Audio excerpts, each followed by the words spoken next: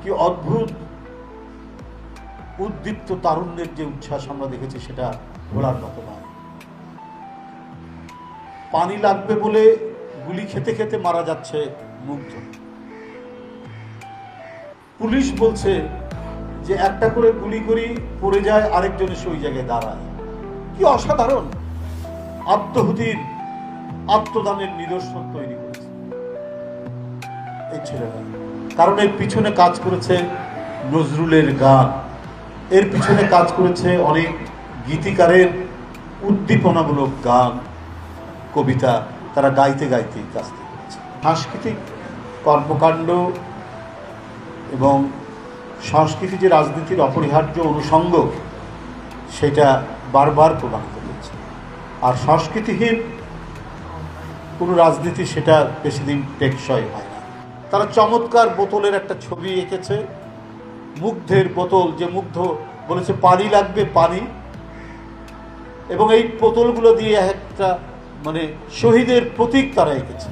এটাই তো হবে আমাদের সংস্কৃতির চর্চা এবং সংস্কৃতির অঙ্গ। এই ঘটনা তো পার্শ্ববর্তী দেশে ঘটেনি, কিন্তু বিগত 15 বছর 16 বছর অত্যন্ত পরিকল্পিতভাবে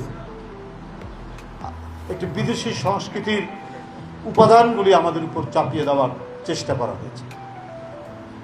আপনার নিশ্চয়ই মনে আছে কত পরিকল্পিত এবং সূক্ষ্মভাবে তারা যে মঙ্গল শোভাযাত্রার নামে যে সমস্ত মুখোশগুলো ব্যবহার করত, যে প্রতিকৃতিগুলো তারা ব্যবহার করত, সেখানে পরিকল্পিতভাবে দেশনেত্রী বেগম খালেদা জিয়াকে বিকৃতভাবে চিত্রিত করে এঁকে সেটা নিয়ে তারা মঙ্গল শোভাযাত্রা করেছে। তার এই ভয়ঙ্কর থাবার মধ্যেও এদেশের মানুষ তার নিজস্ব চিন্তা, তার নিজস্ব সংস্কৃতি, তার গৌরবময় অতীত এবং তার আবহমান বাংলার যে প্রকৃত আমাদের যে সংস্কৃতির অবয়ব সেটাকে কিন্তু বুকে ধারণ করেই তারা চলেছে বলেই আমরা আজকে বিজয়ী হতে পেরেছি।